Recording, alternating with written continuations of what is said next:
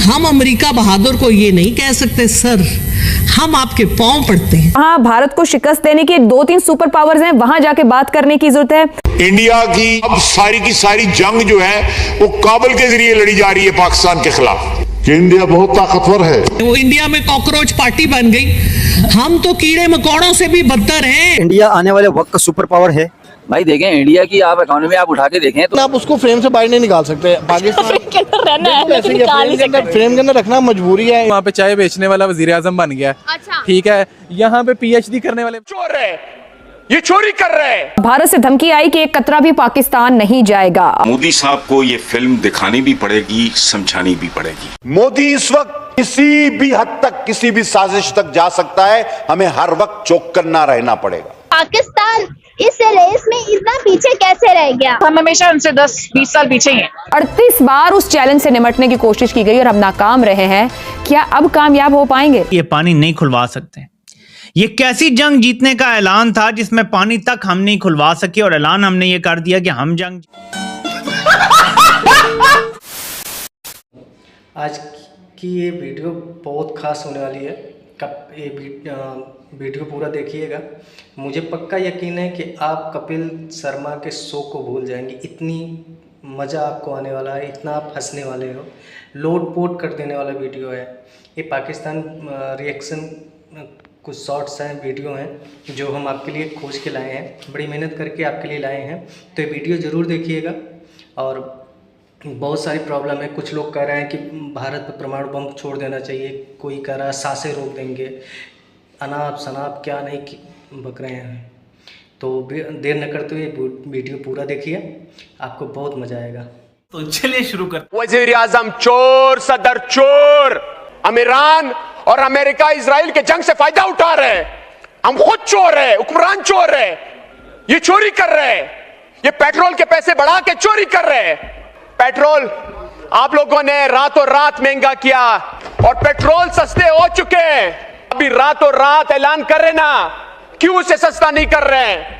ये जुल्म आप क्यों पाकिस्तानी अवाम पे कर रहे हैं? हमें कॉकरोच पार्टी बन गई, हम तो कीड़े मकोड़ों से भी बदतर हैं, और वो कीड़े मकोड़ों से जो बदतर आपने हमारा हशर किया है पाकिस्तान। जंग, अफगानिस्तान से भी जंग, चीन भी नाराज, ईरान भी नाराज, और इस माहौल में वो समझते हैं हम पाकिस्तान की जंग लड़ रहे हैं। बेड़ा गर्क कर दिया तुमने। साहब, भारत से धमकी आई कि एक कतरा भी पाकिस्तान नहीं जाएगा, और मोदी और उसकी हुकूमत की इस पे खामोश तायद रही है।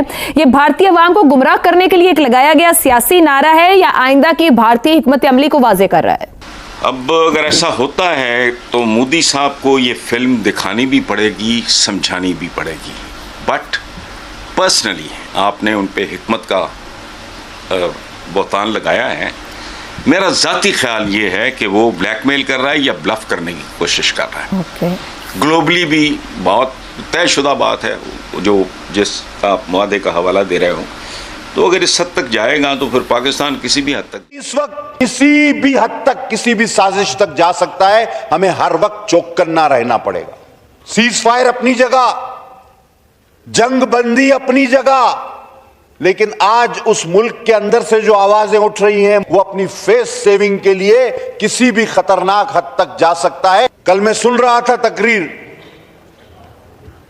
इंडिया के वजीर आजम मोदी की, उनकी मैं तकरीर सुन रहा था। वो कह रहे थे कि हम किसी एटमी ब्लैकमेलिंग में नहीं आएंगे। ये तो सीधा और साफ मैदान में रखी हुई बात है कि 1 और 10 का रेशो है। हमारा जो रकबे और तादाद का फर्क है, उसके हवाले से एक इंतबा है। लीडर मोदी को किस तरह जवाब देना होता है, पता चल जाता है कि हिंदू को कि किस तरह पाकिस्तान की तरफ से स्ट्रांग जवाब आ जाता है। लेकिन बदकिस्मती से आज हमारी लीडरशिप में वो कैपेबिलिटी नहीं है, वो सलाहियत नहीं है कि उसका उसी तरह स्ट्रांग जवाब दे दे। गीदड़ों का लीडर अगर शेर हो तो गीदड़ भी शेर बन जाते हैं, लेकिन शेरों का लीडर अगर गीदड़ हो तो शेर भी गीदड़ बन। वो सलाहियत रखता है। वहां भारत को शिकस्त देने की 2-3 सुपर पावर्स हैं, वहां जाके बात करने की जरूरत है, या फिर भारत हमें उस जगह ले जाना चाह रहा है जहां पाकिस्तान खुद कह रहा है हमारी रेड लाइन है, और फिर हम किसी भी हद तक जाएंगे। कि हम पानी ना खुला तो उनका सांस बंद कर देंगे, लेकिन असल कहानी मैंने आपको पहले दिन से बताई थी कि ये पानी नहीं खुलवा सकते। ये कैसी जंग जीतने का ऐलान था जिसमें पानी तक हम नहीं खुलवा सके, और ऐलान हमने ये कर दिया कि हम पाकिस्तान ने पाकिस्तान की सालमियत के ऊपर हमला किया तो उसका जवाब दिया गया। ये नहीं कहा गया कि मैं क्या जवाब। जबरदस्त डील की है, डिप्लोमेटिक कू जबरदस्त। ये हम अमेरिका बहादुर को ये नहीं कह सकते सर, हम आपके पांव पड़ते हैं, हम आपके घुटने हाथ लगाते हैं। वो तो हम हुकूमत या रियासत के लिए जो सबसे बड़ा चैलेंज रहा इसकी पैदाइश से लेकर अब तक 38 बार उस चैलेंज से निपटने की कोशिश की गई और हम नाकाम रहे हैं। क्या अब कामयाब हो पाए? इतलात आ रही है पाकिस्तान की बाबत कि भारत को हमसे एयर स्पेस की वापसी चाहिए, वो चाहता है रिस्टोर हो जाए, और वो इंडस वाटर ट्रीटी को भी रिस्टोर करने पर तैयार हो चुका है। ये खबरें हैं जिसको वेलकम किया जा रहा है। प्रवीण स्वान है, उन्होंने अपने ट्विटर पर इस पेशरफ्त को खुशामदीद कहा है। बट अफवाहें शुरू हो गई हैं, खबरें जिसे आप कहते हैं कि जी शायद पाकिस्तान और इंडिया के दरमियान कोई बात चल रही है कि चले इंडिया इंडस वाटर ट्रीटीज़ के ऊपर गड़बड़ नहीं करता, आपका पानी नहीं रोकता, कोई आप पे जो एतराज़ है वो मान लेता है, कुछ उसके ऊपर नरमी शो करता है, आप मेहरबानी करके एयर स्पेस खोल दें ताकि हमारी जहाज़ आ जाए। अच्छा, मैं आपको ये बता दूँ, ये मेरी इतला के मुताबिक ऐसी कोई बात नहीं है। ये हवा में गुड़ियाँ उड़ाई जा रही हैं हिंदुस्तानी लोगों की तरफ। अब सारी की सारी जंग जो है वो काबुल के जरिए लड़ी जा रही है पाकिस्तान के खिलाफ। वो इस वक्त हिंदुस्तान की प्रॉक्सी, वो हिंदुत्व की जो है प्रॉक्सी बने हुए हैं। वो हिंदुत्व की जो है जंग जो है हमारे खिलाफ काबुल लड़ रहा है, अफगानिस्तान लड़ रहा है। तो ये तो वही स्टेटस है, चाहे वो मशरकी सरहद है या मगरबी सरहद है, एक ही दुश्मन वहां पे बैठा हुआ है, उसमें कोई तफरीक नहीं है। हमने इसके बावजूद इस माहौल में जो है उनके साथ गुफ्तगू की है कि हमारी सरजमीन पे उनकी प्रॉक्सीज जो है वो दहशतगर्दी कर रही थी, उनकी जो है सहूलतकारी की वजह से यहाँ पे दहशतगर्दी हो रही थी। हम फिर भी उनसे हमने बात की, उसका कोई नतीजा नहीं निकला।